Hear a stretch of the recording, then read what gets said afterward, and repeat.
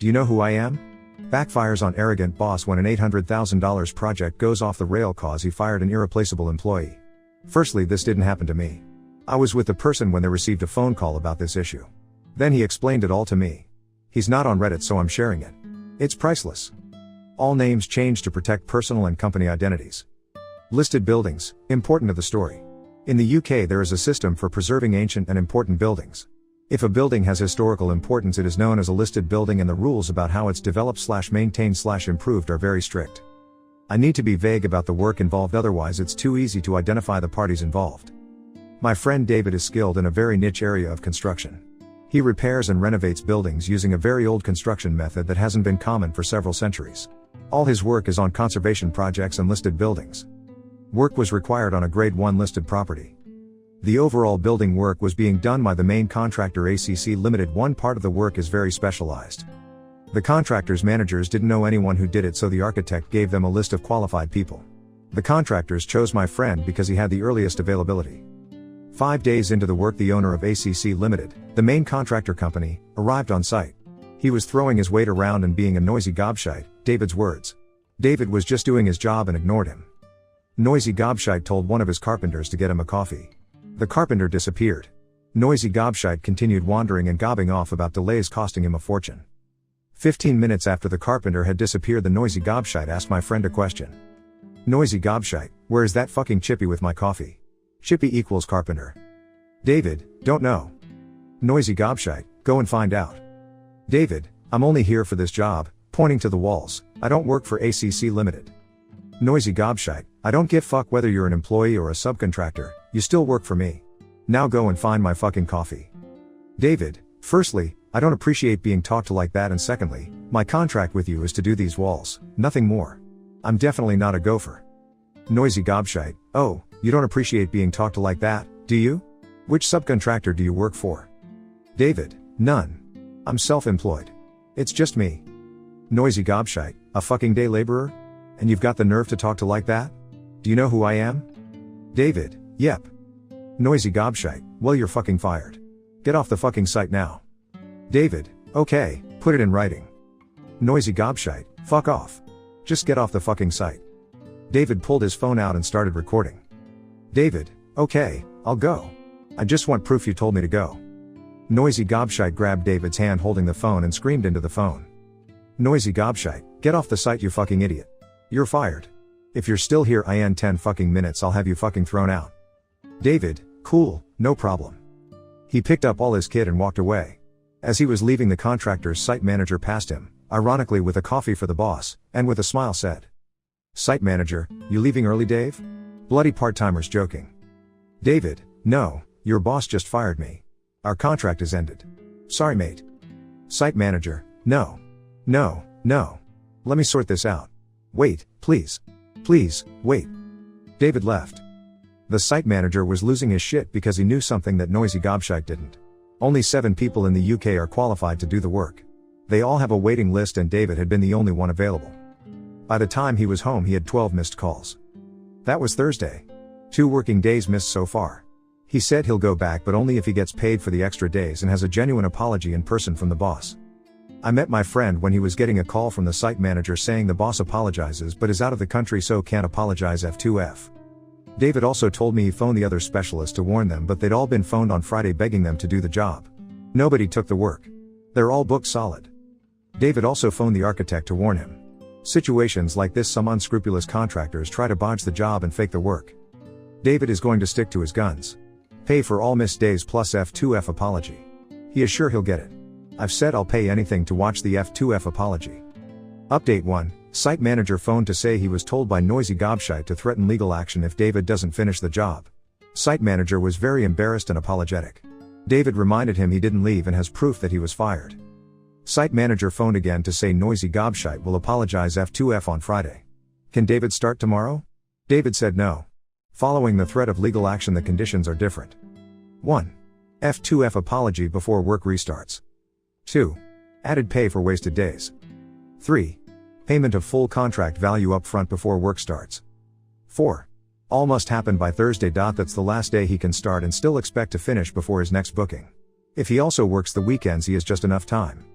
I asked him why he isn't charging a huge extra amount for the guy being such a wanker. He said it doesn't look good if you take advantage of companies when they're under time pressure.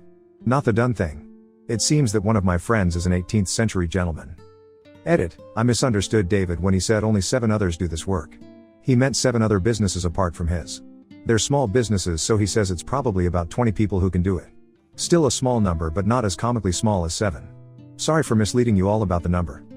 Update 2. Unfortunately, it seems there will be no apology. David has discovered that the site manager was blamed for not making Noisy Gobshite aware of the situation beforehand and was fired.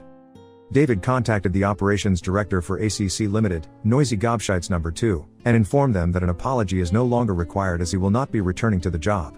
The ops director apologized for everything and offered to renegotiate the money very generously. David told him that he had only considered going back to the job as a personal favor to the original site manager. Since he isn't there, he feels no obligation to return. Ops director said he will get back to David but didn't say why. I asked why he didn't say give him his job back or I won't come back. David said Noisy Gobshite is too petty and weak to be told what to do by a craftsman. It will have to be the company's idea for the site manager to come back. If I tell them to bring him back, it won't happen. David says the site manager is great at his job but is only 4 years from retirement, so it's not easy to find a job at 61. I've decided I like David even more than I did 3 days ago. Update 3, it's 2 a.m. here. We've just got back from the pub. David got a call while we were out from the sacked site manager. David updated the architect on the situation this afternoon. The architect contacted the sacked site manager to tell him about a company who need a site manager. The sacked site manager phoned David just before 9 p.m. I had to sit through the phone call, only hearing one side. I must have looked childishly excited like I got an ass full of sparrows. Then David filled me in. The site manager rang to thank him and to find out his favorite drink so he can send him a bottle. He hasn't got the new job yet, but he is seeing them on Friday.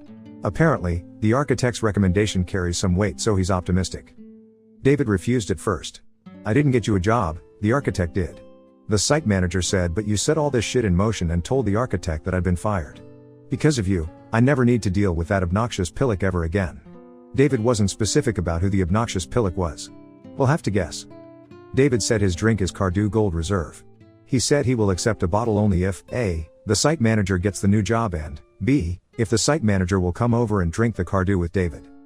It looks like the handsome scribe who did the enormously difficult time-consuming job of skillfully writing this saga down on Reddit isn't included in the whiskey consumption. As David poetically put it, piss off knobhead, you can buy your own fucking drink. All good news, hopefully, except that nobody gets to see that tosspot, Noisy Gobshite, eat shit when he has to apologize. I was so looking forward to that. Additional information: David and the fired site manager know each other outside of work. Each are members of charity organizations in the same town. 2 different groups, but they work together a lot. Site manager is in Rotary Club and David is in Round Table. I don't think he's a knight, but you never know. Operations director for ACC Limited phoned David to suggest that they take the site manager back and generously renegotiate the money. David says they've missed the boat.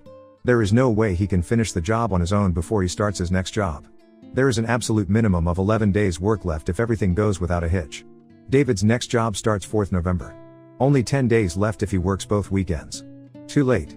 I wish I could be a fly on the wall when Noisy Gobshite is told. The most common question, many are asking what David does. If I said what it was, it's so identifying that I might as well give you his real name and his address. Sorry.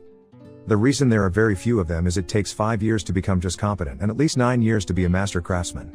The jobs need at least one master present when the work is done. Update 4, bad news. The fired site manager didn't get the other job.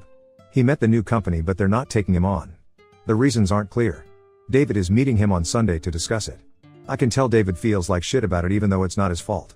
Site manager says he's going to take action for unfair dismissal. I thought this was going to be win-win-win, but I suppose life isn't like that. News about the sacked site manager. The situation isn't as bad as we first thought. I think we misunderstood what happened on Friday. David talked to him yesterday. The company he saw on Friday are not employing him in the normal way, that part was correct. But they have offered him a fixed-term contract for 18 months on a distribution center build. It's not perfect, but on the bright side it's slightly better paid than ACC. It's only 18 months, but that's better than nothing. There is also the chance that the new company might extend the contract if another project comes in. David has heard that they're getting a Bulgarian to come over to do the job.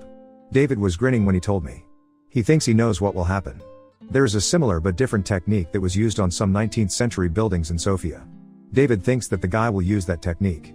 It looks similar, but 2 very important materials are different. David has decided to wait. He plans to let the Bulgarian finish the job and get paid.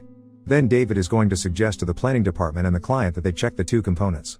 Unless the Bulgarian knows the 17th century English method, he will have used the wrong materials. It would mean ripping it out and starting again. They are incredibly strict with this type of work. I shouldn't want this so much, but I really hope this happens. I'm a petty man. More info. Many people are asking when will David know if the Bulgarian has done the job right. David might know fairly soon, since there are very few suppliers of one of the materials. If the Bulgarian contacts them, David will be told. David's words: it's a tiny incestuous part of the industry and they gossip like old women. Correction, we all gossip like old women. If he doesn't go there, David is leaving it alone until he is told that the work is finished and the Bulgarian is paid. He doesn't want to put the guy's money at risk. In David's words, I don't want the Bulgarian to drag his arse over here and go home empty-handed just because I can't wait to drop silly bollocks in the shit. The man's got a living to earn. I'll wait. Just in case of confusion, silly bollocks is the same person as noisy gobshite. It should take the Bulgarian about 3 weeks to finish the job unless he works weekends. David knows plenty of people on site and a few at ACC head office, so he'll know when the job is finished. So I've got to sit on my hands for 3 to 4 weeks and pretend I'm not an excited 7-year-old girl pissing her pants about Christmas coming. Update 5. David has been told that the Bulgarian got straight to it and started work. He's had materials delivered, but from an ordinary building supplier. The stuff he needs to do the job properly is too bulky for him to bring with him even if they sell it in Bulgaria. He hasn't ordered it from the UK supplier. There are 3, but only one has enough for this job because they got it in for David. So, unless it is coming by road and ferry, he is not using the right materials. David wouldn't allow it to go unreported even if he wasn't annoyed about noisy gobshite. He's got a genuine passion for looking after all these buildings he works on, and he is a purist when it comes to historical accuracy. So now I have to hold my water for 3 to 4 weeks. David says that if he's using more modern materials he might finish sooner. 3 weeks is the time it takes if you stay in the 17th century. I've turned into a bit of a weirdo about this job. When I phoned David earlier on a pretext, he realized I was after info again. David, fuck me. Do you want me to fit a body cam so you can see and hear everything as it happens? Me, if it's not too much trouble and you can link me into your phone calls. That'd be nice. David, after laughing, you fucking knob cheese. Is it okay if I cover the lens when I'm shitting and shagging my wife? Me, personally, I don't do those two things at the same time, but whatever floats your boat. David, you're telling me you do them separately? When are you shagging my wife? Me, right after she's cleaned all the shit off the sheets from doing you. Some of us are fussy. David, piss off. You're an uptight clean freak. Hangs up. No goodbye, no see you soon. English manners aren't what they used to be. I know it doesn't look like it, but, honestly, I do have a life. I promise. When I first started writing this, I would never have believed I was going to type. Update 6, lots of news. The Bulgarian finished the job and went home 2 weeks ago. According to the people who met him, Stefan, the Bulgarian, was a good guy and a very hard worker. He did 12-hour days and weekends so he could cut the cost of staying in the UK. Based on what he learned about Stefan, David is happy that he waited until Stefan got paid before he reported the work. David was already fairly sure that Stefan was not doing the job correctly. He had checked the 3 firms who are the only UK suppliers of the most obscure material involved in the job, and none said they'd had an order for the site. Of course, it was possible that Stefan imported it, but nobody on site had seen an overseas material order. So, as planned, David contacted the local authority planning department, the client and the architect, and an organization called Historic England. He explained his concerns in the easiest, least intrusive way of testing. Then he waited for them to look into it. It only took a couple of days, but I can honestly say that I've never been so anxious or felt so invested in something that is none of my pissing business. First report came from the architect. Wrong method used. Wrong method using the wrong materials. He'd used a 19th century Bulgarian technique, not the 17th century English that is demanded. The architect was enormously pissed off. David said he's never heard the architect use bad language before, but this phone call was blue. Apparently noisy gobshite is called that ignorant fucking cockwomble by the architect. David asked me what a cockwomble is. I had no idea. Suggestions welcome. The architect said he was going to contact the local authority because he doesn't want them to think this is anything to do with him. Most of the rest came to David's second or third hand. He knows some of the staff from ACC. I asked if it was difficult to get them to tell him anything. He said they can't pick the phone up fast enough. The local authority planning officers visited the site and inspected the work. They told the contractor that the work was entirely wrong and must be cleared and done properly. Then it got interesting. The inspectors had a look around the site. They found an issue. I can't be specific about this because it would be too easy to identify the buildings involved. The contractor has destroyed part of the building. There was an internal feature that didn't look particularly important but is part of the roof structure. They removed it and put in a much better modern support. But they are not allowed to. Neither the project manager or the new site manager or staff knew the importance. Guess who ordered it to be replaced? Cheap quick option, instead of repaired, slow expensive option. Of course, it was noisy gobshite. It's a criminal offense to destroy anything on this type of property. Jail time type of crime. Even if they don't go to jail, it's a massive fine. So now everybody in that company is pointing fingers at each other and claiming no responsibility.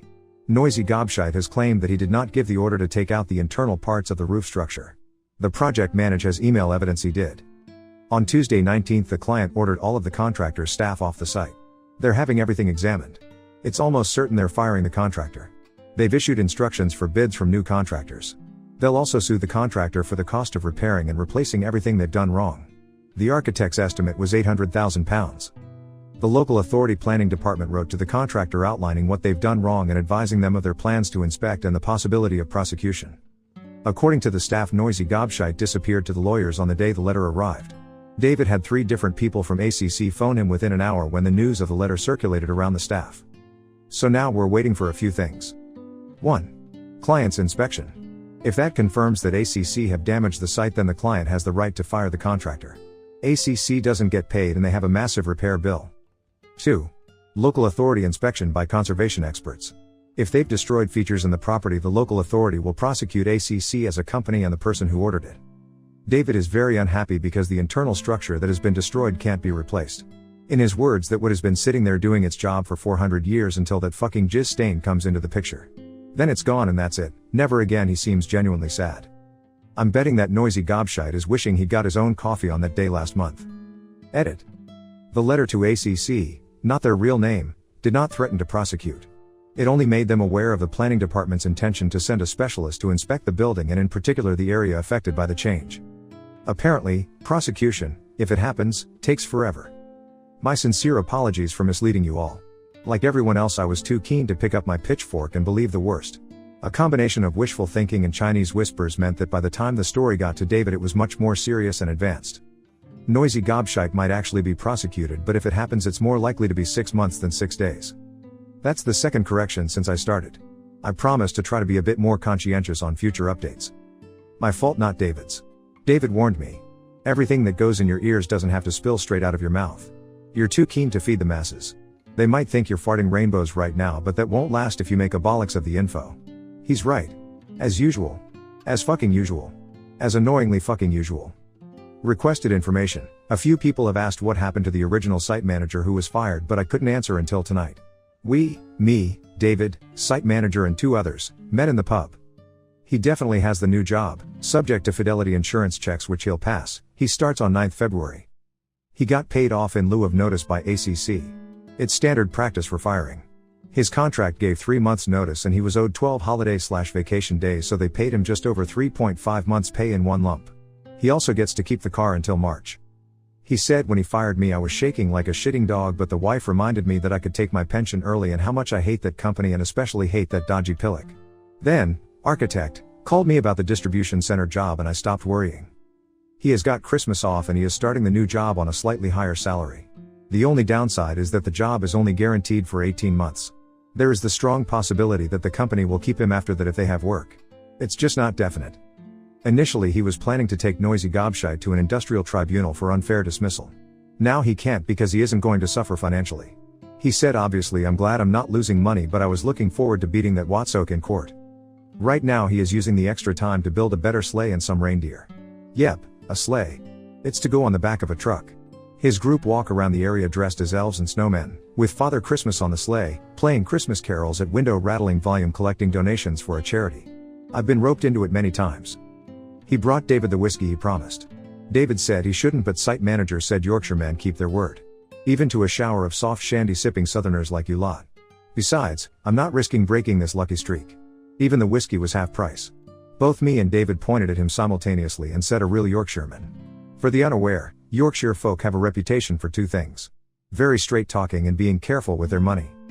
So, after bollocking him for suggesting that I was a southerner, we left the pub and went to site manager's garage so we could drink the whiskey and admire his work on the sleigh.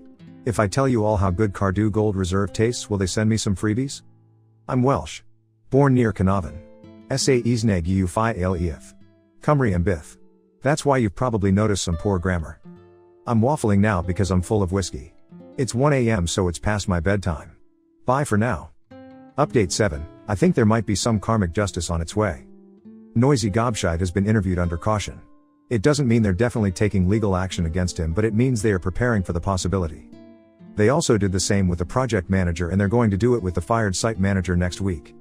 The site manager is confident he has nothing to worry about. The decision to remove the roof support sections was made after he was fired. He said he was confident that if he'd been there at the time of the illegal alteration, the noisy gobshite would have tried to pass responsibility. Or as site manager put it, that cowardly slope-shouldered turd would have shat all over me to save his own skin. Can turds shit?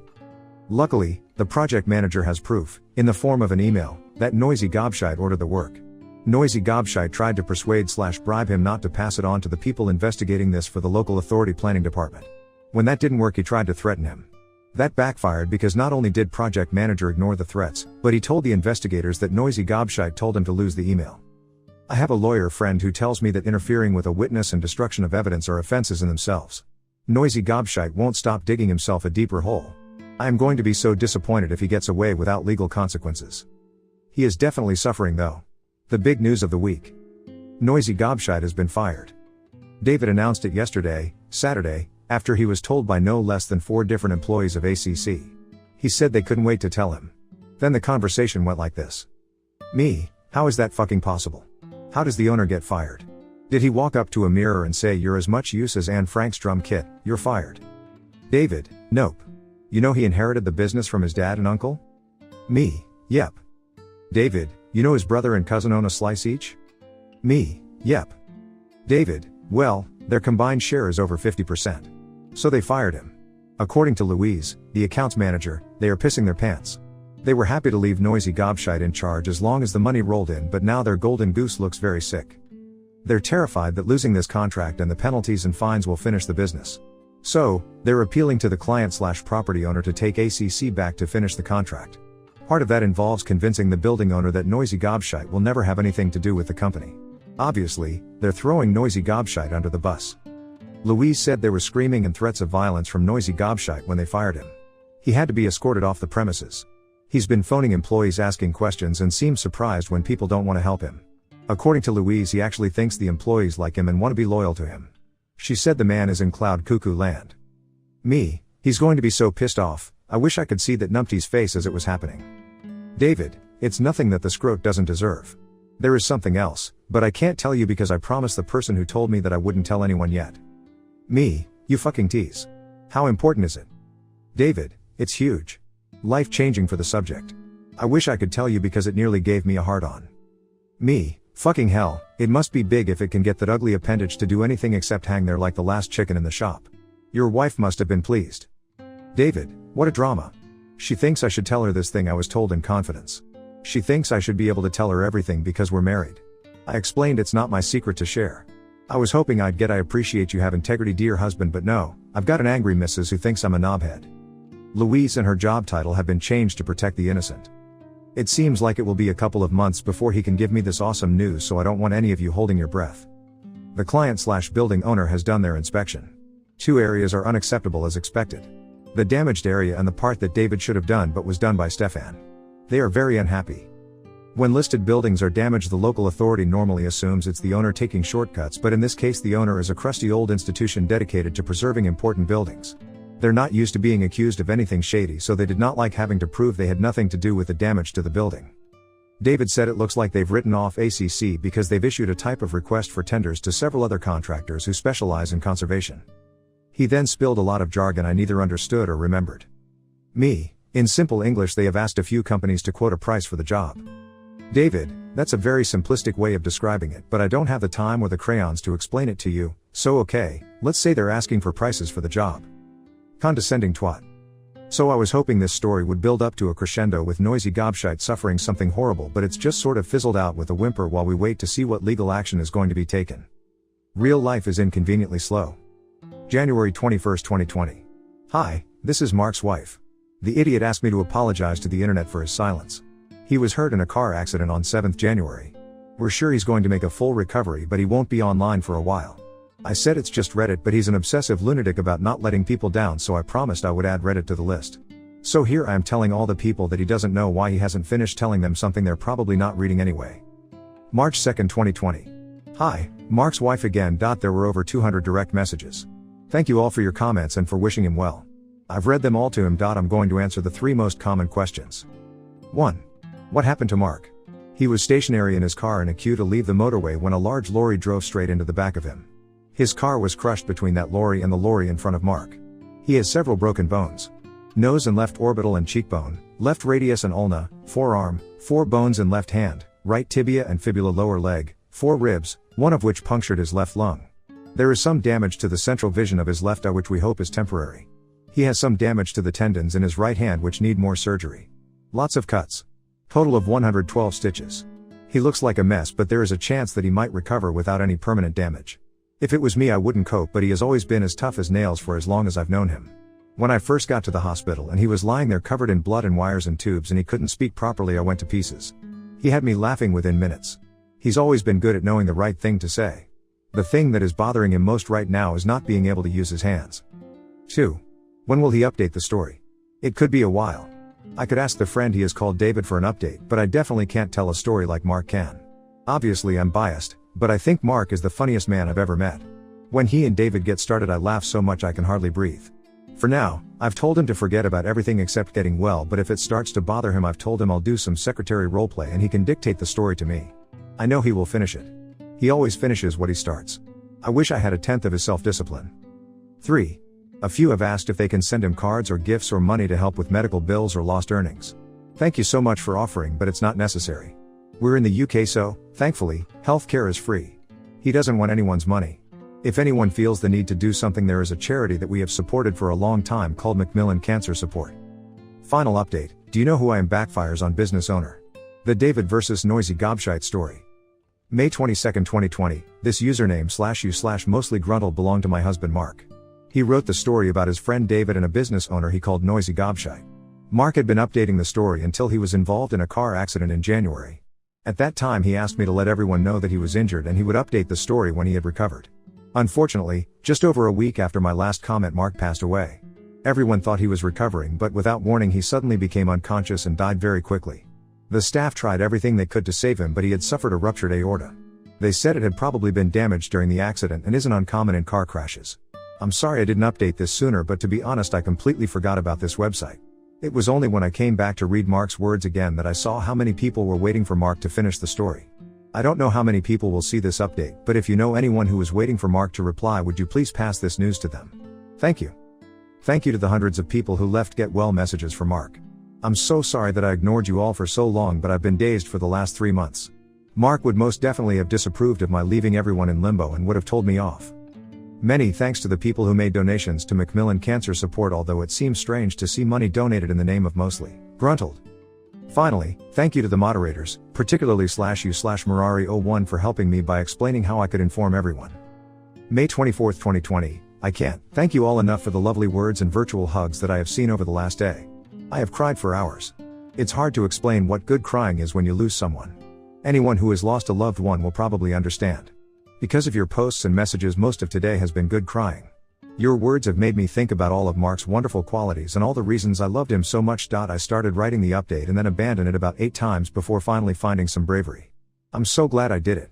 Thank you again to the moderator /u/Murari01 for the last little push I needed. It's also made me realize that I want to do one more thing that Mark would have wanted. He always finished what he started. I'm going to speak to his friends and find out what has happened. I know some of it already, but I'll try to get myself up to date with everyone's outcomes. I warn you in advance, it will not be like Mark's writing. It will just be the facts. I haven't got an ounce of Mark's flair for telling a story, but it's obvious from the comments that a lot of people were waiting for a conclusion. The plain facts will have to do. Please be forgiving.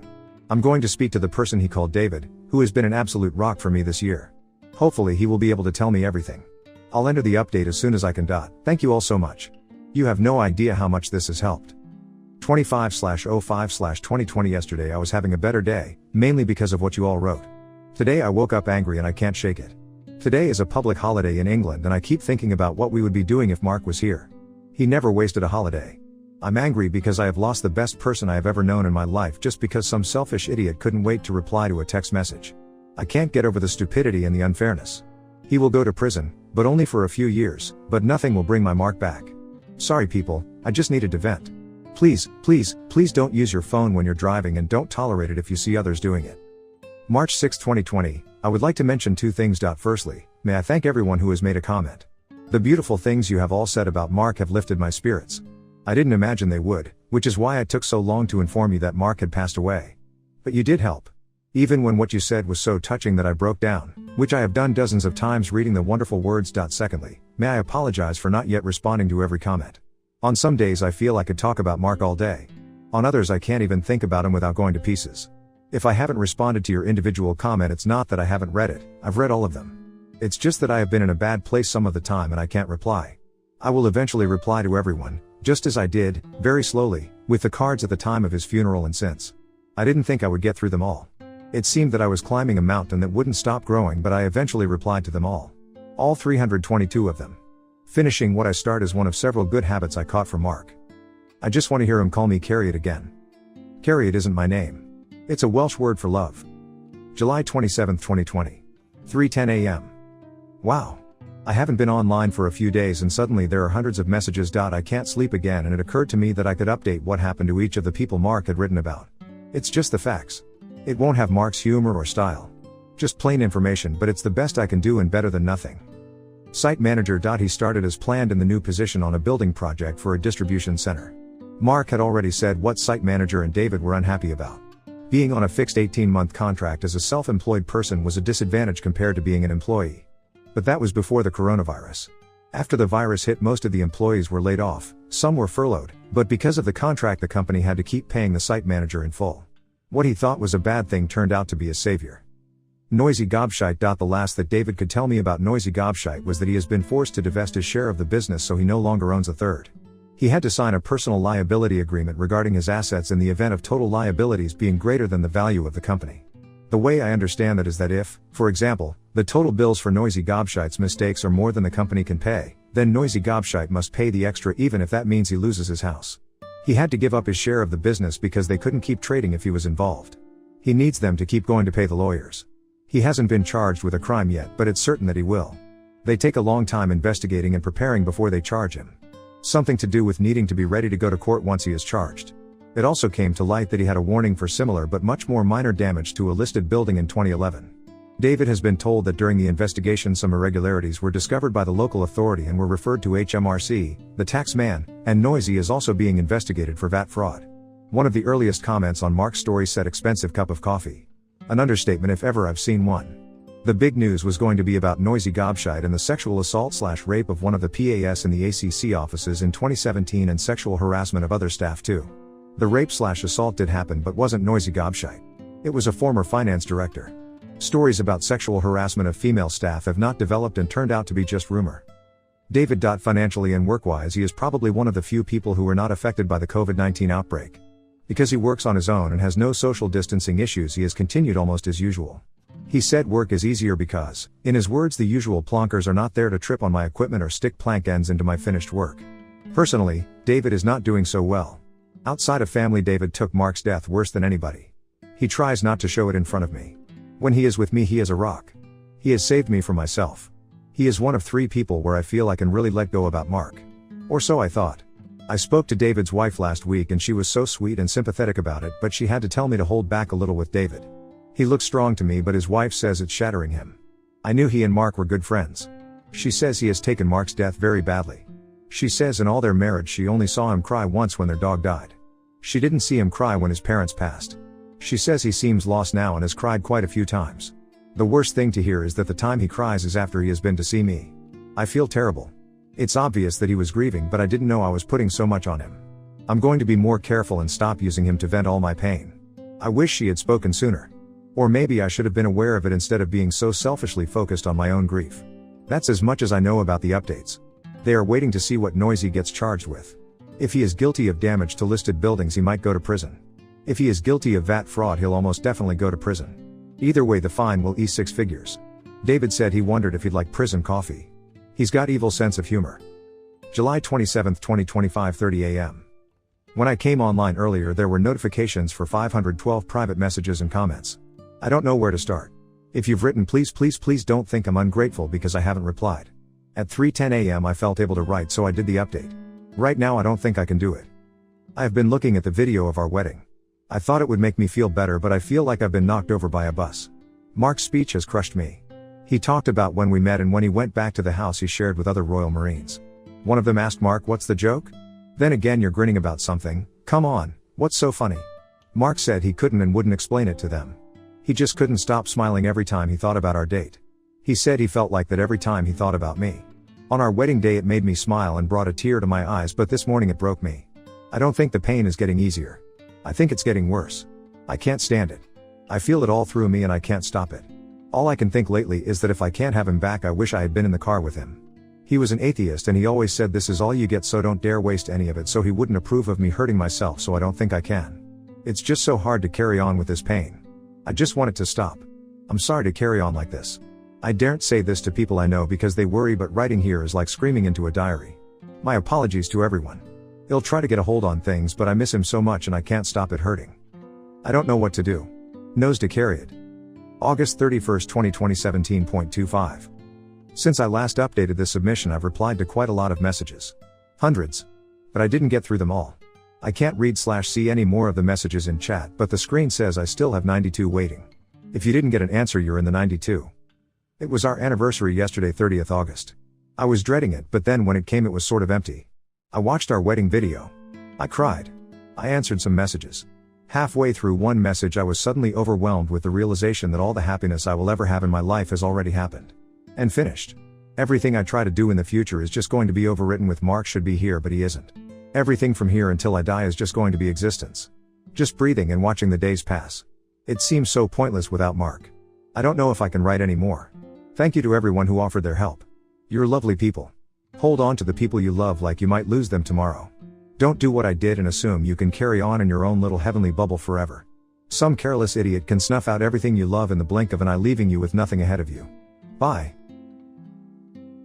Parents, how did the system fail your child? My 8-year-old son had a seizure at school, and I got a $300 parking ticket while he was in the ER. When I contested it, the hospital administrator doubled it to $600. Then I found out his wife parks in that same emergency-only spot every day for her yoga class next door. The school called at 10:47 a.m. Your son had a seizure. The ambulance is taking him to Memorial Hospital. I drove like a maniac. The ER lot was completely full. I saw the reserved spots near the entrance. Emergency medical staff only. This was an emergency. My son was the emergency. I parked and ran inside. We stayed for 6 hours while they ran tests, adjusted medications, monitored his vitals. When we finally left, exhausted and drained, there it was under my windshield wiper. $300 parking violation. I went to the parking office the next day. The seizure happened at school. Here's the ER paperwork. My son was admitted for emergency treatment. The administrator, Mr. Garrett, didn't even look up from his computer. Those spots are for emergency medical staff only. This was a medical emergency. My 8-year-old was having seizures. The spots are for staff, not patients or families. The entire lot was full. Where was I supposed to park while my son was? There's street parking 4 blocks away. Parents need to plan ahead for medical emergencies. Plan ahead for my son's seizure? His fingers clicked across the keyboard. I see here you're contesting the fine. That's your right. But frivolous challenges result in doubled penalties. Frivolous? My son was in the emergency room. The policy is clear. By contesting this valid citation, you're wasting administrative resources. Fine increased to $600. I left shaking with rage. $600 for parking while my son had a medical emergency. This was the same hospital I'd been going to for years. I even knew the names of all the parking attendants and brought them donuts once in a while. 2 days later, I was back at the hospital for my son's follow-up. Arriving early, I parked on the street 4 blocks away like a good little rule follower. Walking past those sacred reserved spots, I noticed something. A silver Lexus in the emergency medical staff spot with no hospital parking tag and a yoga mat in the back window. My son was the one to point out the bumper sticker while laughing. It read, "Namaste at Bliss Studio." Bliss Studio was literally next door to the hospital. I let my son play Fruit Ninja in the car while I waited to see who it was. 20 minutes later, a woman in designer workout clothes emerged from the yoga studio, climbed into the Lexus, and drove away. I knew she looked familiar, and when I went home, I did some research on the license plate. The car was registered to Jennifer Garrett. Mr. Garrett's wife was using emergency medical parking for her morning yoga. I documented it for a week. Every Monday, Wednesday, and Friday. 9 a.m. yoga class. Emergency medical parking spot. Sometimes she'd stay parked there for hours, grabbing coffee after class. The next hospital board meeting was open to the public. I brought my photos, my son's medical records, and my $600 fine. During public comment, I stood up. 2 weeks ago, I was fined $600 for parking in an emergency spot while my son was having seizures in your ER. Mr. Garrett told me those spots are sacred, that parents need to plan ahead for medical emergencies. I held up the first photo. This is Mrs. Jennifer Garrett's Lexus in that same sacred spot. Next photo. Here she is walking into the yoga studio next door. Not the hospital, the yoga studio. The board members shifted uncomfortably. Every Monday, Wednesday, and Friday. While parents circle the lot desperately looking for parking during their children's emergencies, Mrs. Garrett does downward dog in a spot reserved for medical staff. A murmur rippled through the crowd. Other parents started standing up. They charged me $400 when my daughter broke her arm. $250 for parking during my miscarriage. I had to leave my premature baby in the NICU to move my car. The board president tried to restore order, but parents kept shouting their stories. Apparently, Memorial's parking enforcement was legendary for its cruelty. Mr. Garrett's face had gone pale. He tried to slip out the side door, but a father blocked his path. Where's your wife supposed to park for yoga, Garrett? 4 blocks away? Within a month, the entire parking enforcement system was overhauled. Free parking for ER patients. Grace periods for medical emergencies. I was over the moon. But little did I know, Garrett wouldn't let me get away so easily. And it wasn't long before she taught me exactly what secrets rich people are hiding. 2 weeks later, I was sorting through mail when the official envelope arrived. Child Protective Services. My hands trembled as I tore it open. A formal investigation had been opened regarding an incident where my son was left unsupervised in a vehicle. The date matched perfectly. The day I'd let him play Fruit Ninja while documenting Jennifer's car. I drove to the pharmacy, my mind racing through possible responses. The CPS meeting was in 3 days. I needed my son's seizure medication refilled anyway. Standing in line, I felt someone step close behind me. Too close. Jennifer Garrett's voice floated over my shoulder, sweet as poisoned honey. She peered at the prescription bag the pharmacist was preparing. Levetiracetam, 500 milligrams. That's a serious dosage for such a young boy. You know, stress can trigger seizures in children, especially when their mothers are distracted by personal vendettas. My body went rigid. How did she know his exact medication? I spun around, my voice rising before I could stop it. You called CPS on me. You're trying to— Ma'am? The pharmacist looked concerned. Other customers shifted away from us. An elderly woman clutched her purse tighter. She's stalking my family. My voice cracked. She knows my son's medication. She filed a false report. The pharmacist reached for the phone. I'm going to need to call security if you can't lower your voice. Jennifer stepped back, hands raised innocently. I'm just here for my birth control. This woman's been harassing my family for weeks. She turned to the other customers with practiced concern. She took photos of my car, followed me to yoga. Now she's screaming at me in public. I grabbed my prescription and fled, Jennifer's satisfied smile burning into my memory. The next morning, my boss called me into her office. Dr. Patterson had been my supervisor for 3 years. She'd sent flowers when my son was first diagnosed with epilepsy. Now she couldn't meet my eyes. I'll be direct. Mr. Garrett's brother-in-law serves on the hospital board. There are concerns about an employee who's been, quote, orchestrating a harassment campaign against the parking administrator's family. My stomach dropped. Dr. Patterson, you know me. You know what happened with my son. I know you're going through a difficult time, but we can't have employees creating hostile work environments. If this escalates, your position here could be reconsidered. She finally looked at me. Please, just let this go. I left her office in a daze. 20 years of perfect employment reviews, and now my job was on the line. The CPS meeting was scheduled for Thursday at 2 p.m. That morning, the neurology clinic called. We had a cancellation. Dr. Martinez can see your son Thursday at 2:30 for his critical follow-up. If you miss this, the next opening isn't for 3 months. My hands shook. Can we do any other time? I have a conflict. I'm sorry, this is the only slot. Should I give it to someone else? I stared at the CPS letter. Missing the meeting would look terrible, but missing the neurology appointment meant 3 months without adjusting his medications. 3 months for Jennifer to document a pattern of medical neglect. Thursday at 2:30, I whispered. We'll be there. I chose my son's immediate medical needs. It was exactly what Jennifer wanted. Friday morning started with my car refusing to turn over. The mechanic found sugar in the gas tank. Seen 3 cars like this recently, he mentioned casually. All in your neighborhood. Weird coincidence. $800. My emergency fund, meant for the lawyer to fight CPS, evaporated. While waiting for the repair, my phone buzzed. The school. Your son's lunch account is past due. The autopay was canceled last month. He couldn't get lunch today. I hadn't canceled anything. Racing to fix that, another call. My apartment complex. We've received multiple noise complaints. Loud music and disturbances all night. This is your final warning. I wasn't even home last night. I was at my sister's. The complaints are documented, ma'am. One more and we start eviction proceedings. By noon, I was sitting in my broken car, crying. Everything was falling apart at once. That evening, I opened Facebook to find a post in our neighborhood group. Jennifer Garrett, concerned mother, sharing her scary encounter at the pharmacy. The comments were brutal. This woman sounds unhinged. Following people to yoga? That's stalker behavior. Someone should check on her poor child. I started typing a response, then deleted it. Anything I said would make me look worse. Saturday brought a new horror. My son came home from playing at his friend's house with questions. Mom, why did the nice lady from the hospital tell Aiden's mom that you're sick? My blood ran cold. What nice lady, honey? Mrs. Garrett. She said you're sick and that's why you get so angry. But she said not to worry because she'll help take care of me if you have to go away. I pulled him close, fighting tears. She was poisoning my own child against me. The following week, I received an email from hospital legal. Security footage showed me taking photographs in the parking garage, a violation of patient privacy policies I'd agreed to. The attached screenshots were damning. Me crouched by cars, phone out, clearly documenting. What the email didn't show was why I was taking those photos. Just a woman seemingly stalking random vehicles. My best friend Maria called that night. Her voice was strained. Listen, I believe you about the Garretts, but Tom's up for promotion at the bank. Mr. Garrett's on the board there too. We can't. I mean, maybe you should just apologize? Let this go? Maria, they're trying to take my son. I know, but is proving a point about parking worth losing everything? After she hung up, I realized I was truly alone in this fight. The next morning at school pickup, I noticed the shift immediately. Parents who usually chatted with me suddenly found urgent reasons to check their phones. Conversations stopped when I approached. I caught fragments as I passed. CPS investigation, and that poor little boy. I wanted to scream the truth. Instead, I collected my son and walked to our car, head high, while judgment burned into my back. Tuesday's mail brought the formal restraining order. Mr. Garrett claimed I'd been stalking his family, following his wife, taking photographs, creating a hostile environment. I was ordered to stay 500 feet away from both Garretts. The kicker came at the bottom. Jennifer Garrett had just been approved as a volunteer classroom aide at my son's school. The same day the restraining order was filed. I called my lawyer with shaking hands. She'll be in his classroom. How can I stay 500 feet away when she's with my child? It's a problem, he admitted. You'll need to arrange alternative pickup. Maybe have someone else get him? I don't have anyone else anymore. The silence stretched. We'll figure something out. But you absolutely cannot violate this order. It'll destroy your custody case. That night, I lay awake planning. Jennifer had orchestrated this perfectly. Every move I made to defend myself became evidence against me. Every truth I tried to expose made me look more unstable. But I wasn't giving up. My son needed me to be smarter, not louder. If Jennifer wanted to play dirty, I'd have to learn the game. The war for my son had only just begun. The custody exchange happened at the police station parking lot. My ex-husband arrived with Jennifer beside him in the passenger seat. She wore my grandmother's pearl necklace, the one that went missing during our divorce proceedings. As my son climbed into their car, Jennifer hummed our wedding song while adjusting the pearls. I drove home with white knuckles gripping the steering wheel. Inside my apartment, I found a letter from CPS detailing our conversation from last week. The social worker's notes claimed I admitted to leaving my son unattended regularly. My hands shook as I read words I never said. The conversation I remembered was completely different. She'd called the report baseless and said the case would be closed. That evening, I discovered screenshots of my private messages circulating in the school parent Facebook group, texts I'd sent Maria during the worst of my divorce, venting about feeling overwhelmed and wanting to run away from everything. Someone had submitted them to the custody evaluation as evidence of abandonment ideation. The timestamp showed they were sent 2 years ago, during my darkest moments. My son returned from his weekend with troubling questions. He asked why I acted mean when I was sick, repeating Jennifer's exact phrasing. He mentioned Jennifer promised to take care of him if I had to go away to get better. The manipulation was working. My 8-year-old was being programmed to expect my absence. The doorbell camera captured my breakdown perfectly. After 3 nights of air horns blasting at random hours, car alarms mysteriously triggering, and music blaring from somewhere I couldn't locate, I finally snapped. The video showed me screaming at teenagers walking past my driveway. What it didn't show was the systematic harassment that preceded it. Within hours, the footage went viral with the caption, "Karen loses it on innocent kids." Family court treated my warnings about Jennifer's classroom access as parental alienation. The judge viewed my concerns as an attempt to interfere with my son's education, since Jennifer was just a helpful volunteer. My protests only reinforced their narrative of an unstable mother lashing out at a concerned community member. Late one night, I used my deceased mother's login credentials to access the hospital's donation database. My mother had worked in development before she passed, and IT never deactivated her account. The records revealed systematic theft, funds designated for parking improvements diverted to personal accounts. The Garretts had embezzled over $400,000 over 5 years. My last search query before logging out was, how to report fraud anonymously. Jennifer's Instagram told another story. Designer handbags, jewelry, and vacation photos that perfectly matched items reported missing from hospital charity auctions. She flaunted the evidence publicly, confident in her untouchability. Each post deepened my determination to expose them. My therapist received a subpoena to testify about our sessions. Confidential discussions about the Garrett family, shared in the safety of therapy, would now be twisted into evidence of obsession. The legal system was weaponizing my attempts to process trauma against me. I attempted to record Jennifer during a chance encounter at the grocery store. The moment she spotted my phone, she loudly announced she didn't consent to being recorded for my harassment campaign. Other shoppers turned to stare as she played the victim perfectly. Security escorted me out while she dabbed at fake tears. School pickup became an impossible puzzle. The restraining order required 500 feet of distance, but Jennifer stationed herself at the main entrance every day. I had to choose between violating the order or abandoning my son. I started parking 3 blocks away and watching him walk to me. Jennifer's satisfied smile visible even from that distance. The parking attendant who'd promised to testify about the Garrett's special treatment suddenly changed his mind. His daughter had just been accepted to the prestigious preschool with a full scholarship. He apologized profusely, but explained he had to think of his family first. Another witness lost to their influence. Jennifer's presence in my ex-husband's life grew more invasive. My son mentioned she used my special lavender lotion, slept on my side of the bed, and had rearranged the apartment to match our old home's layout. She wasn't just dating my ex. She was systematically replacing me in every aspect of my former life. The ultimatum came through my lawyer. Jennifer offered to help with the CPS case if I publicly apologized for misunderstanding the parking situation and admitted to mental health struggles affecting my judgment. My refusal was documented as refusing therapeutic intervention recommended by a concerned family friend. Desperation drove me to investigate deeper. The original parking fine had been processed incorrectly. I'd actually qualified for a medical emergency exemption. The timestamp showed Mr. Garrett had altered the rejection after hours, falsifying the reason for denial. This wasn't just about parking anymore. It was systematic fraud. Digging through archived budget reports, I discovered the previous hospital administrator had been documenting the Garrett's embezzlement before his sudden death from a heart attack. His files, hidden in old budget folders, detailed years of financial manipulation. But more disturbing was the pattern. The money wasn't just stolen. It was used to pay off families the Garretts had previously targeted. My mother faced an impossible choice when I asked for her support. She explained she couldn't risk losing access to her grandson if I lost custody. Her neutrality felt like betrayal, but I understood. She agreed only to supervised visits, eliminating my childcare options during legal proceedings. The Garretts had isolated me from my last family support. I started adopting Jennifer's tactics. I volunteered at the senior center where her mother played bridge, spending hours discussing gardening and recipes before carefully steering conversations toward Jennifer's past. Slowly, I built rapport with the lonely woman who revealed more than she realized about her daughter's troubled history. The hospital's donor database still showed me as an emergency contact for several accounts. I downloaded everything I could before Mr. Garrett discovered the oversight. Financial records, donor communications, audit reports. The evidence of embezzlement was overwhelming, but I'd obtained it illegally. A new player entered the custody battle. My ex-husband's girlfriend, not Jennifer, but someone else entirely, filed for custody, claiming she could provide the stability my son needed. The two-way fight became a 3-way war, dividing my resources even further. The call came during a legal meeting. My son had suffered a seizure at school. With everyone fighting for custody, no one was listed as an emergency contact. He went to the hospital alone in an ambulance while I raced from the lawyer's office. The incident was documented as medical neglect in my CPS file. A mother too busy with legal battles to ensure proper emergency care. Legal fees consumed everything. Credit cards maxed out while Jennifer retained the city's best family lawyer using embezzled funds. The financial inequality made fair representation impossible. Justice, I learned, was a luxury item. The confrontation at my son's favorite restaurant was carefully orchestrated. Jennifer arrived with my ex-husband, loudly expressing concern about my son's safety within earshot of staff and patrons. My son shrank in his seat as strangers stared. The manager asked us to leave. Another safe space destroyed. My job termination came via email. Excessive absences for personal legal matters made my position untenable. HR expressed regret, but explained the hospital needed reliable employees. My replacement started the following Monday. Jennifer's yoga friend's daughter, fresh out of college. I moved into my sister's basement, selling everything I could to fund the legal battle. Meanwhile, Jennifer posted photos from the spacious new house she shared with my ex-husband. My son's artwork decorated their refrigerator. His bedroom there was bigger than my entire basement space. The question that broke me came during a quiet moment. My son asked why I couldn't just apologize so everyone could be happy. The manipulation had worked. He now saw me as the obstacle to peace. I couldn't explain the complex web of fraud and custody battles to an 8-year-old who just wanted his seizures to stop and his family to get along. My investigation into hospital finances created unexpected casualties. An innocent billing clerk was suspended for unauthorized database access that I had actually performed. Her daughter's text message haunted me, describing her mother's inconsolable tears. I destroyed an innocent woman's career to gather evidence. The domino effect continued. The billing clerk's husband filed for divorce, citing stress from her work suspension and association with the hospital troublemaker, me. Their family unraveled because of my desperate search for evidence, but stopping meant losing my son. I pressed forward, hating myself more each day. My last remaining friend asked the question I couldn't answer during a moment of exhaustion. What if the Garretts really were trying to help now? What if Jennifer genuinely believed she was saving my son? The question hung between us because any response would sound paranoid,